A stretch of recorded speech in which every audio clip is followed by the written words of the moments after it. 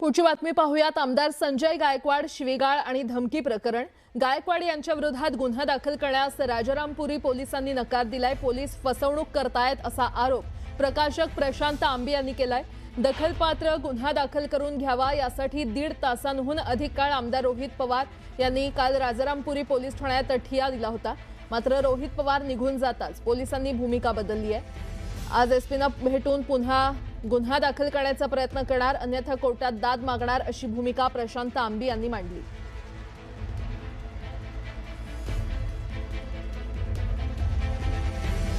शिवाजी कोण होता या पुस्तकावरून वक्तव्य केल्यानंतर वादात सापडलेल्या आमदार संजय गायकवाड यांनी अखेर दिलगिरी व्यक्त केली आहे। प्रकाशक प्रशांत आंबी यांना केलेल्या शिवीगाळनंतर त्यांनी माफी मागितली आहे। मात्र पुस्तकाच्या शीर्षकावर घेतलेल्या आक्षेपावर अजूनही ठाम असल्याचं गायकवाड यांनी स्पष्ट केलं।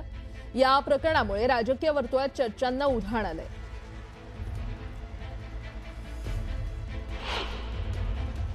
ज्यांनी कोणी ते पुस्तक प्रकाशन केलं त्यांनी फक्त छत्रपती शिवाजी महाराज यांचा सन्मानजनक वापर त्या ठिकाणी करावा। मी जे काही त्यांना रात्रीच्या वेळेला त्यांना शिवीगाळ केली, त्यांच्या आईबद्दल बोललो असेल किंवा त्यांच्या पत्नीबद्दल, त्याबद्दल मी दिलगिरी व्यक्त करतो। पण ज्याला कुणाला बुलढाण्यातून पुस्तक वाचायचं असेल किंवा महाराष्ट्रात आणखी कुठं वाचायचं असेल त्याला आमची विनंती आहे की आपण आपल्या बापाचं नाव सुद्धा एकेरी घेत नाही तर महाराजांचं नाव किंवा छत्रपती शिवाजी महाराज असंच नाव त्याच्यामध्ये उल्लेख करा आणि मग खुशाल पुस्तक वाचा। आम्ही पण तुमचं ऐकायला त्या ठिकाणी येतो, पण महाराजांचा नावाचा उल्लेख एकेरी करून करोडो हिंदूंचा अपमान करू नका।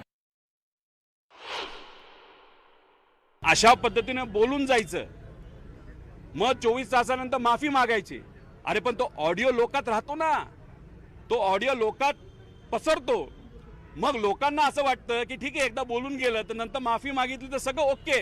अरे पण आपल्या आईबद्दल, आपल्या वडिलाबद्दल, आपल्या नातेवाईकाबद्दल कोणी बोललं तर नतमस्तकात कशी आग जाते, तसं महामानवाबद्दल ना ते एखाद्या महिलेबद्दल बोललं तर होते।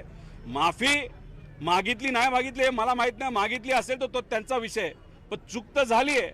मग त्याच्यावर काय ना काहीतरी कारवाई ही पोलिसांकडनं झाली पाहिजे, सरकारकडनं झाली पाहिजे।